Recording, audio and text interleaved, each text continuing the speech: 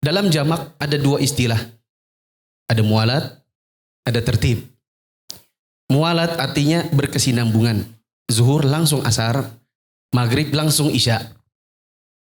Apakah harus berkesinambungan? Mayoritas ulama mempersyaratkan harus mualat. Harus berkesinambungan untuk jamak.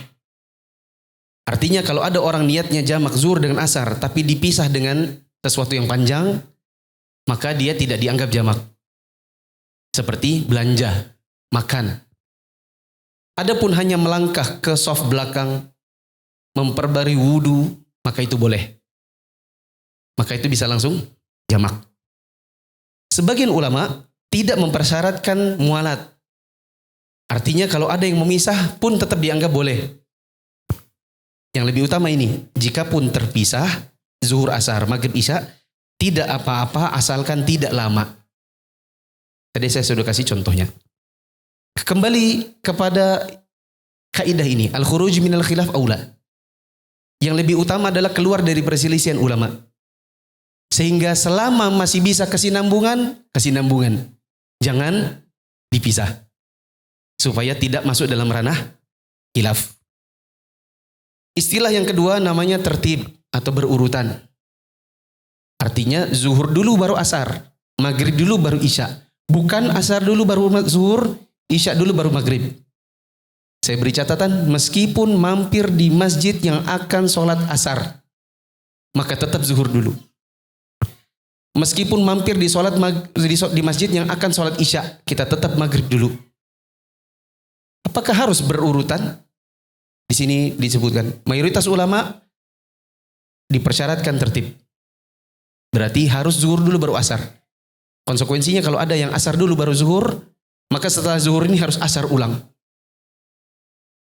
Menurut mayoritas ulama dipersyaratkan tertib. Artinya kalau ada orang isya dulu baru maghrib, maka setelah maghrib ini isya lagi. Kecuali betul-betul tidak tahu. Atau dalam kasus orang kelupaan sholat. Sebagian ulama ada yang mengatakan tertib itu cuma sunnah saja. Bukan syarat.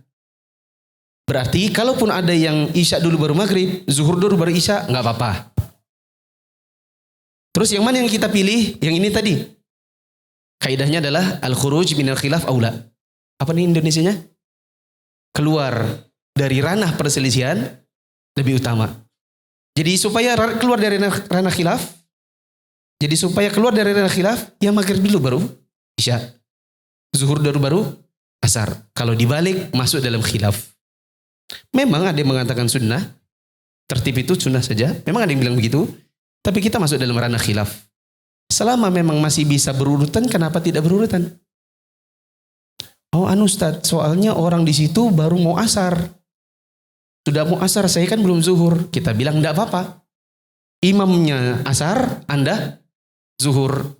Imamnya 4, Anda 4. Setelah selesai, baru kemudian iqamat, sholat 2 rakaat. Untuk sholat asar. Wah Ustaz, itu kan enak ya 4 sama 4. Kalaupun kita mau qashar 2 saja. Ini masalahnya maghrib sama isya. Imamnya isya. Saya mau maghrib. Imamnya 3. Imamnya 4. Sayanya 3. Maka jawabannya ada beberapa alternatif. Yang semuanya boleh. Ikuti di rakaat 1.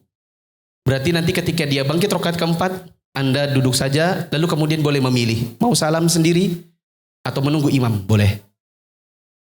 Dan yang lebih utama, nunggu imam. Alternatif 2, ikut rakaat 3. Jadi dia 3, 4, lalu dia salam, sementara kita 1, 2, lalu kita nambah 1, rakaat 3. Alternatif yang lain, ikut dia di rakaat 2. Dia 2, kita 1. Dia 3, kita 2. Dia 4, kita 3. Dia salam, kita salam. Seperti itu. Tadi ada pertanyaan. Kalau saya pisah saja? Jawabannya, kita kehilangan pahala jamaah. Seperti itu.